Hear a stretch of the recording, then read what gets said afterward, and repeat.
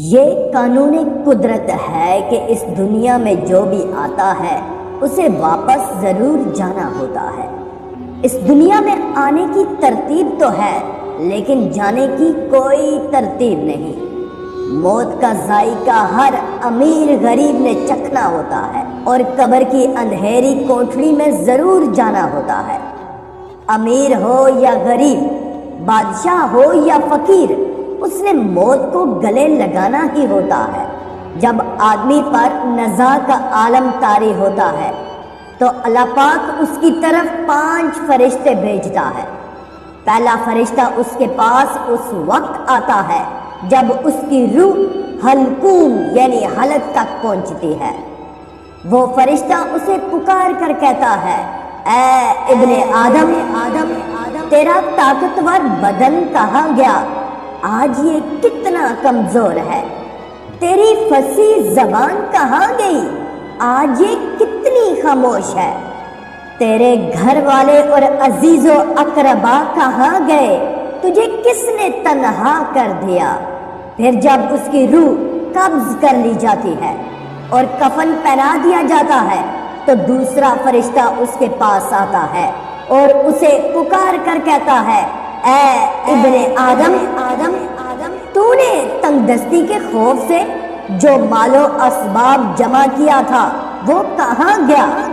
تو نے تباہی سے بچنے کے لیے گھر بسائے تھے وہ کہاں گئے؟ تو نے تنہائی سے بچنے کے لیے جو انس تیار کیا تھا وہ کہاں گیا؟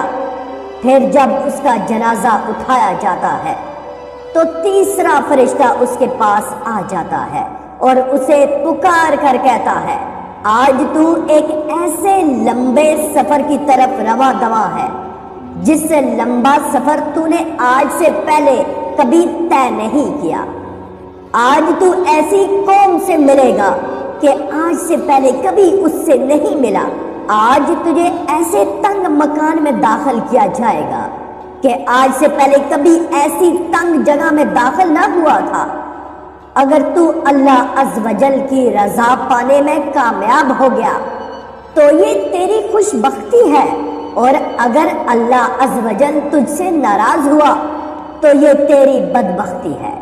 پھر جب اسے لحد میں اتار دیا جاتا ہے تو چوتھا فرشتہ اس کے پاس آتا ہے اور اسے پکار کر کہتا ہے، اے ابن آدم، کل تک تو زمین کی پیٹھ پر چلتا تھا اور آج تو اس کے اندر لیٹا ہوا ہے۔